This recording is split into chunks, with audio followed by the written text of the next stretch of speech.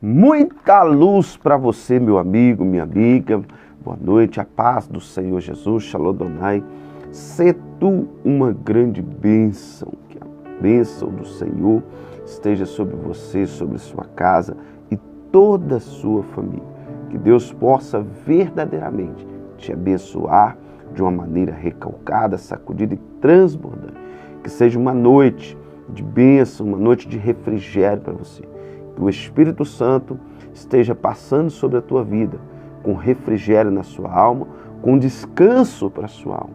Depois de um dia de trabalho, um dia de estudo, aquilo que é a sua atividade, que haja descanso para a sua alma, descanso para a sua carne. Quando você levantar pela manhã, que Deus tenha te restaurado, te fortalecido em nome de Jesus. Quero lembrar você que nós estamos todo dia, de segunda a sexta, com a unção e a oração da bênção do trabalhador. Apenas 7 minutinhos. Então, convido você a participar conosco todo dia, toda semana, de segunda a sexta-feira, tá?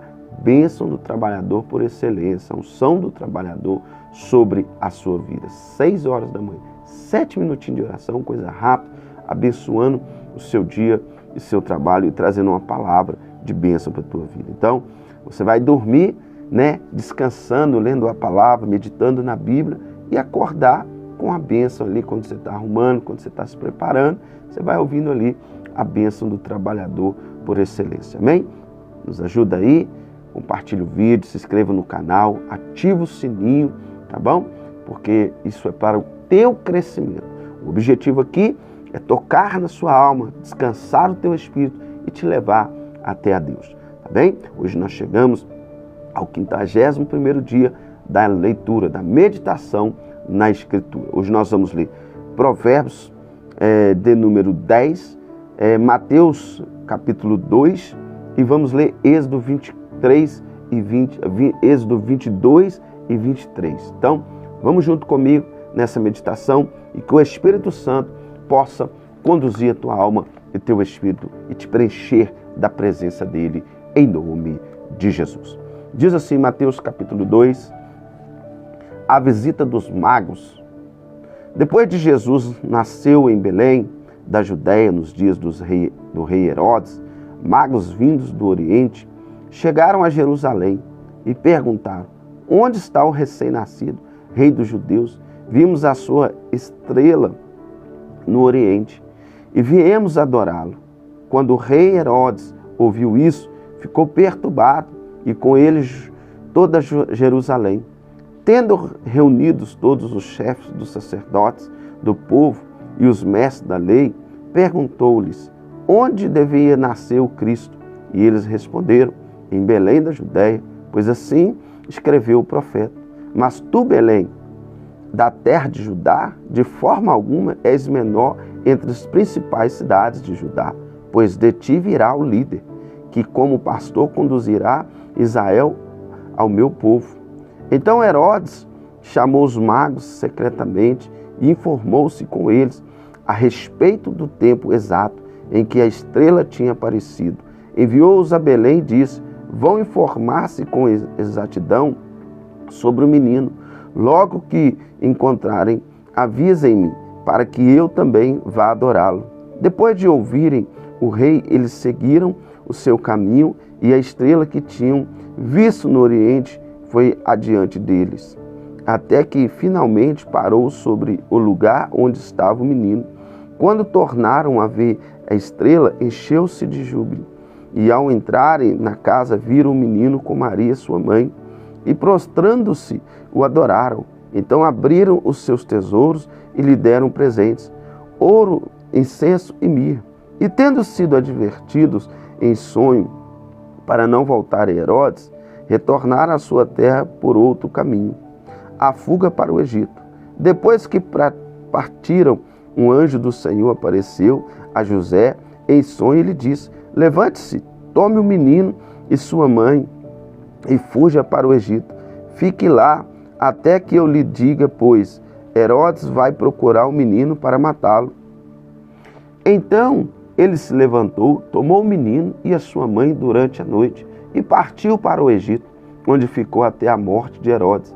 E assim se cumpriu o que o Senhor tinha dito pelo profeta: do Egito chamei o meu filho. Quando Herodes percebeu que havia sido enganado pelos magos, ficou furioso, ordenou que matassem todos os meninos de 2 anos para baixo, em Belém, nas proximidades, de acordo com a informação que havia obtido dos magos. Então se cumpriu o que fora dito pelo profeta Jeremias. Ouviu-se uma voz em Ramá, choro e grande lamentação. E Raquel, que chora por seus filhos, recusa ser consolada, porque já não existem. A volta para Israel. Depois que Herodes morreu, um anjo do Senhor apareceu em sonho a José no Egito e disse: levante-se, tome o menino e a sua mãe e vá para a terra de Israel, pois estão mortos os que procuram tirar a vida do menino. E ele se levantou, tomou o menino, sua mãe, e foi para a terra de Israel. Mas ao ver que Arqueleu estava reinando na Judéia, em lugar de seu pai Herodes, teve medo de ir para lá. Tendo sido avisado em sonho, retirou-se para a região da Galiléia e foi viver numa cidade chamada Nazaré.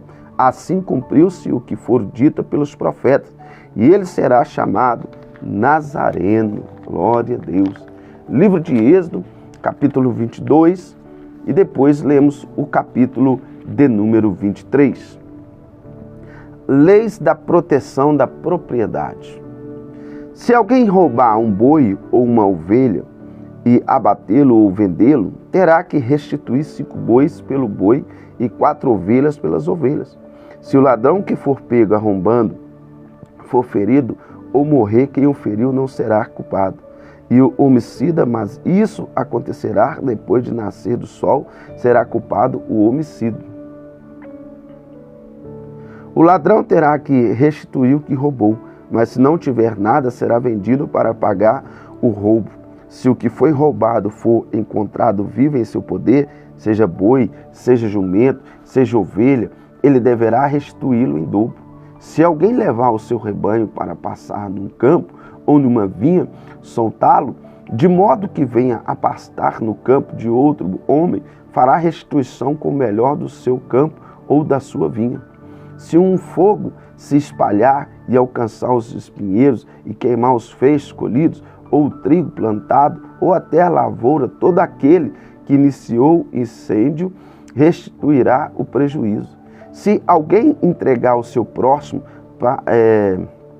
prata ou bens para serem guardados, esses foram roubados da casa deste ladrão, se for encontrado, terá que restituí-los em dobro.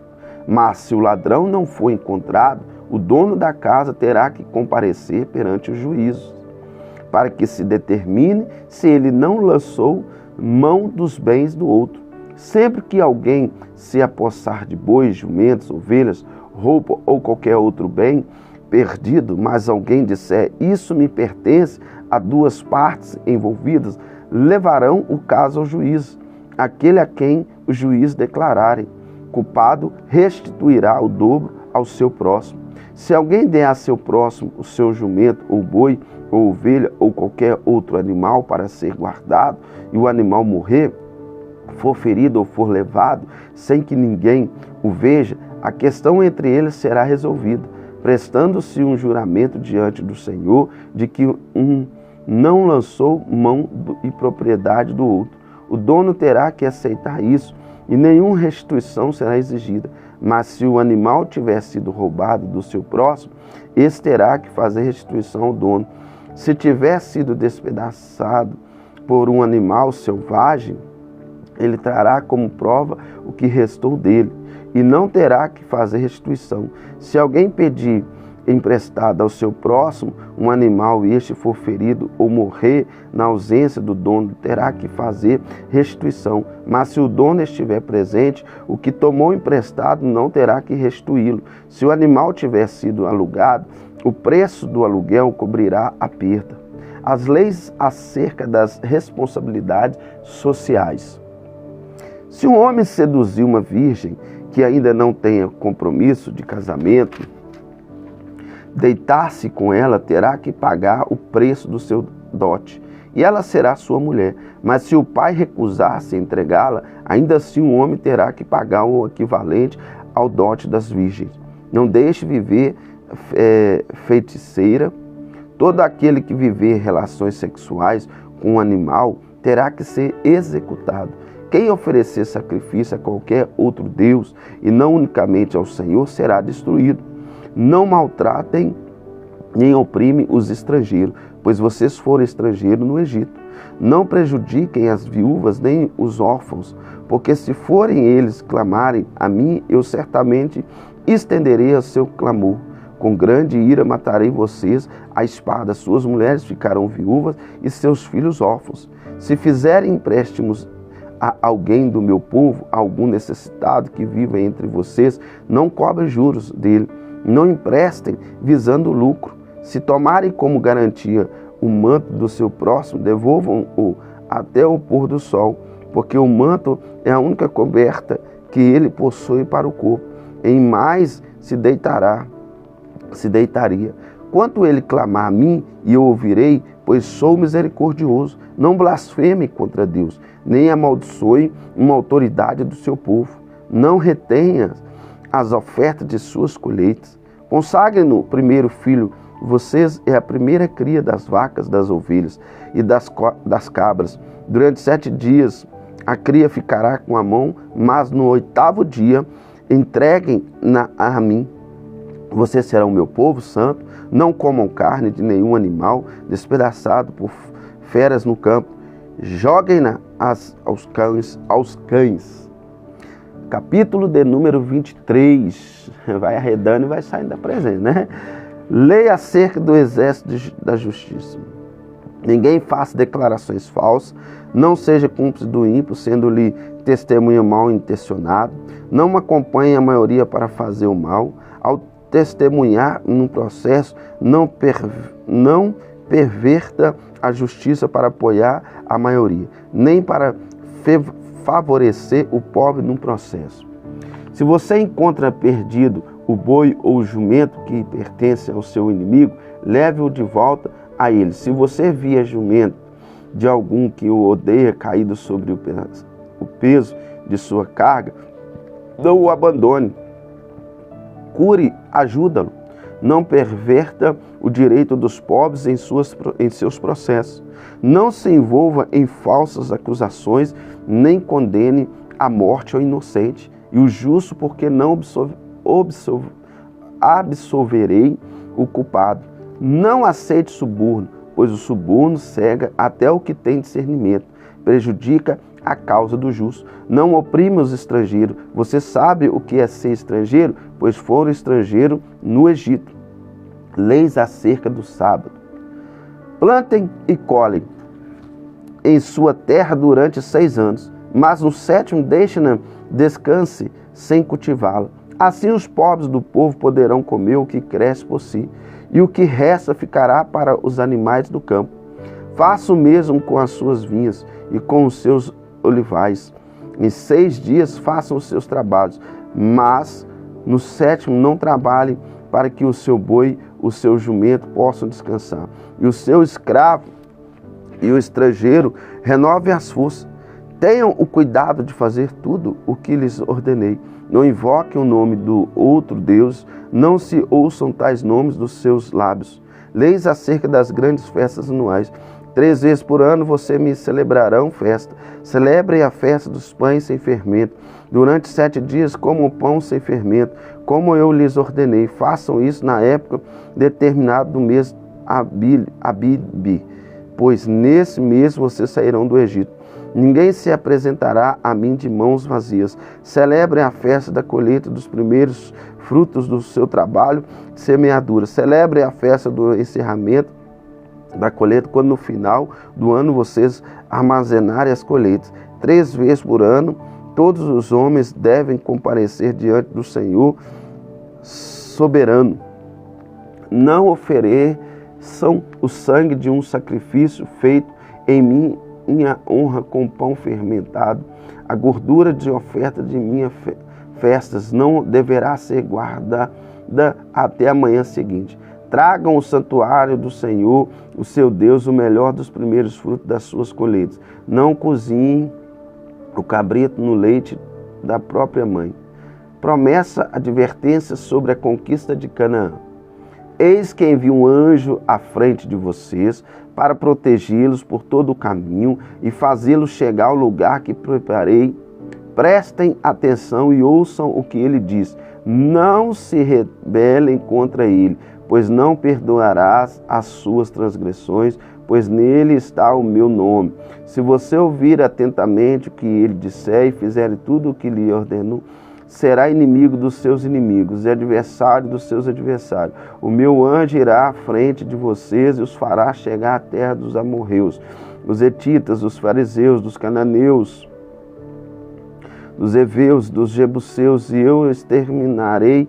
Não se curvem diante dos deuses deles, nem lhes prestem culto, nem sigam as suas práticas. Destruam-nos totalmente e quebram as suas colunas sagradas.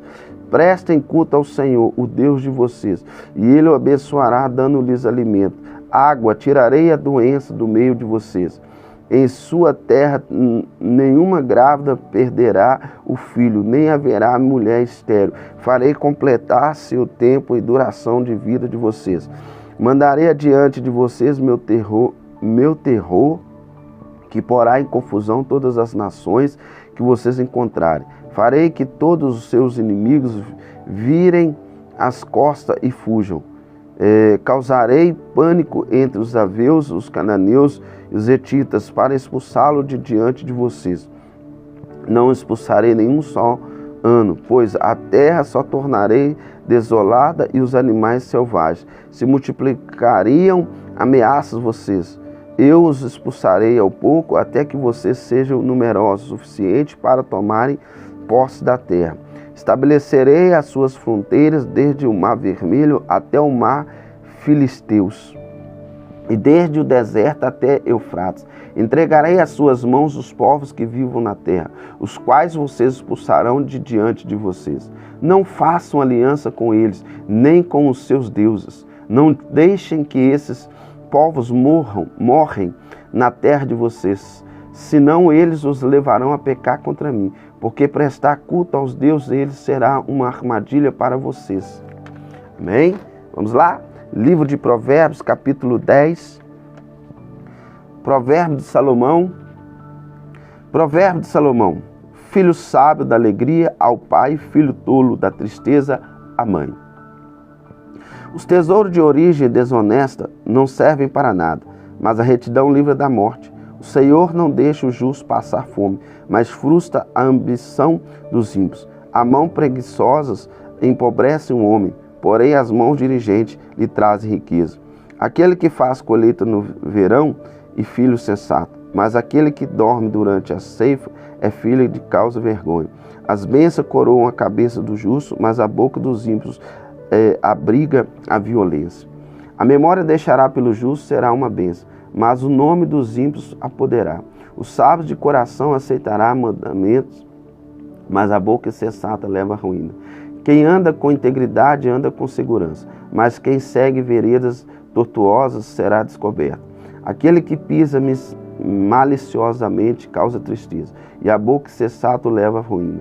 A boca do justo fonte de vida, mas a boca do ímpio briga a violência. O ódio provoca dissensão, mas o amor cobre todos os pecados.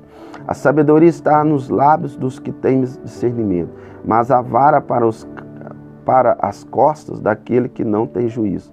O sábio acumula conhecimento, mas a boca do insensato é um convite à ruína. A riqueza dos ricos é a sua cidade fortificada, mas a pobreza é a ruína dos pobres.